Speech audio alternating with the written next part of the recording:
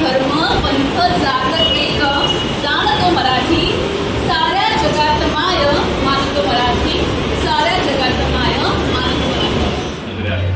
बरोबर ठीक आहे. छत्रपती शिवाजी महाराज पासून आजपर्यंत ते महाराष्ट्रामध्ये मराठीचा किती आवश्यक आहे आणि मराठी भाषेत हे आम्हाला संस्कृती कुटुंबात आपला पती आणि छोट्याशा बाळासोबत हिरा